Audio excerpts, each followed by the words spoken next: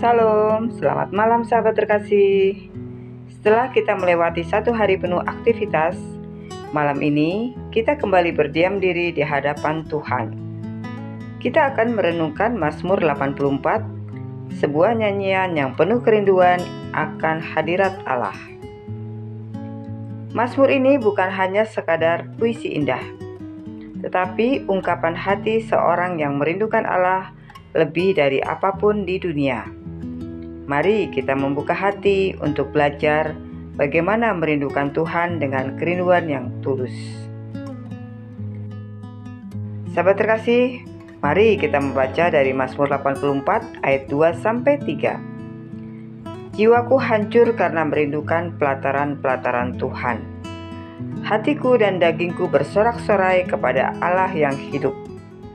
Bahkan burung pipit telah mendapat sebuah rumah, dan burung layang-layang sebuah sarang untuk dirinya, tempat ia menaruh anak-anaknya. Pada mezbah-mezbahmu, ya Tuhan semesta alam, Rajaku dan Allahku.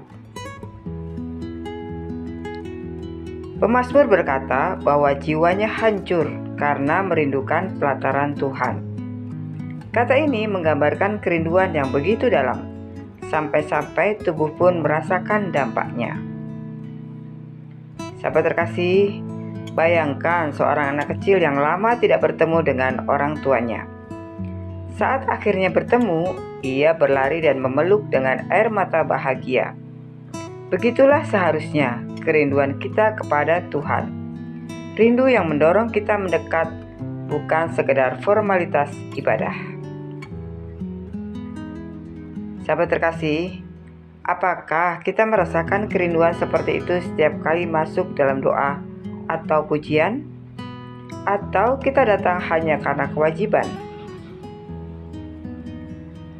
Pemazmur menulis bahwa hatinya dan dagingnya bersorak-sorai kepada Allah yang hidup. Ada sukacita yang tidak bisa diberikan dunia, hanya bisa didapatkan di hadirat Tuhan. Banyak orang mencari kebahagiaan dalam hiburan, harta, atau relasi. Tetapi kebahagiaan itu sering singkat. Sukacita sejati hanya datang dari Allah, seperti mata air yang tak pernah kering di tengah padang gurun. Sahabat terkasih, saat kita beribadah, kita sedang mengalami secuil surga. Hadirat Tuhan bukan sekedar tempat, tapi perjumpaan dengan Allah yang hidup. Ayat 3 menggambarkan burung pipit dan burung layang-layang yang mendapat rumah di dekat mezbah Tuhan. Burung-burung itu melambangkan sesuatu yang kecil, lemah, dan sering dianggap sepele. Namun di hadirat Allah, mereka mendapatkan tempat perlindungan. Mari bayangkan seekor burung kecil yang membuat sarangnya di celah atap sebuah gereja tua. Sementara dunia ramai dengan hiruk-pikuk, burung itu hidup tenang dekat rumah Tuhan.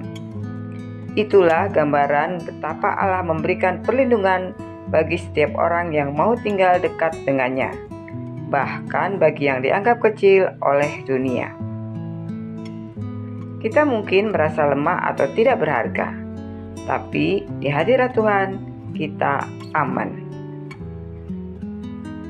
Sahabat terkasih, pemazmur menegaskan satu hari di pelataran Tuhan lebih baik dari 1000 hari di tempat lain. Ayat 10. Nilai hadirat Allah jauh lebih besar daripada segala kenikmatan dunia.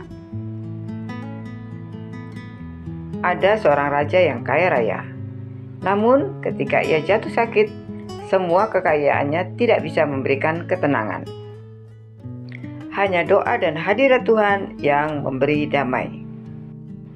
Sahabat terkasih, apa yang kita kejar selama ini? Jika hadirat Allah tidak menjadi yang utama, semua hal lain hanyalah fata morgana. Mari kita terapkan firman Tuhan ini dalam kehidupan sehari-hari. Yang pertama, rindukan hadirat Tuhan setiap hari dalam doa pribadi. Yang kedua, jadikan ibadah bukan rutinitas, melainkan perjumpaan dengan Allah yang hidup. Yang ketiga, jangan remehkan dirimu.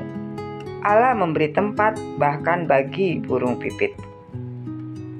Ingat bahwa sukacita sejati hanya ada di dalam Tuhan, bukan di luarnya. Sahabat terkasih, mari kita menutup dengan doa.